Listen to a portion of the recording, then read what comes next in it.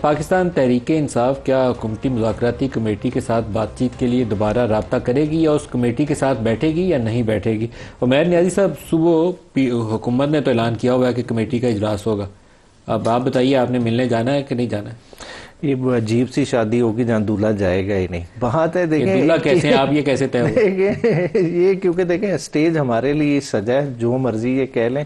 دیکھیں over all ہم نے مذاکرات اوپن کیا تھے، ہم نے کہا کمیٹی سب سے پہلے ہم نے بنائی، اپنا ایجنڈا سیٹ کیا اور اس چیز پہ یہ کسی حد تک مانے. مگر دیکھیں تیسری نشست کے بعد انہوں نے خود ایک گولہ باری شروع کر دی. آپ ان کی پریس کانفرنسز اٹھا کے دیکھ لیں، عرفان صدیقی صاحب کی سٹیٹمنٹ، پھر انہوں نے کہا جی یہ تو ہمارے خلاف چارج شیٹ ہے، حالانکہ ٹی او آرز تک تو ابھی بات ہی نہیں پہنچی تھی. بات کس حد تک ہے کہ چوتھی میٹنگ سے پہلے انہوں نے ہمیں کس چیز کا انڈیکیشن دینا تھا کہ کیا یہ کمیشنز دو بنا سکتے ہیں کہ نہیں بنا سکتے. اتنی سی بات. پہلے بائیک آؤٹ کر دیا، صبح جاتے بیٹھتے، ہو سکتا ہے وہ کمیشن بنانے کا ارادہ رکھتے ہیں. 16 کے بعد 7 دن تو ہو گئے تھے. اب کیا حکومت ہفتہ اتوار کو چھٹی پہ ہوتی ہے؟ حکومت کوئی بزنس نہیں کرتی. یہ بینک ہیں کہ حکومت ہے؟ مطلب یہ تو اس طرح سے اس کو ٹریٹ کر رہے ہیں کہ نہیں. 2 دن پہلے بائیک آؤٹ جو کرتا ہے، جو صبح جا کے نال بیٹھتے، ہو سکتا ہے وہ کہتے ہیں ہم نے کمیشن ہی بنانا ہے، یہ بیٹھیے عمیر صاحب بناتے ہیں. ابھی بھی یہ ہمارے لحاظ سے ان میں بندش تو کوئی نہیں ہے. جو کمیشن آف انکوائریز ایکٹ ہے 2017 کا، وہ کہتا ہے کہ پبلک امپورٹنس کے اعلان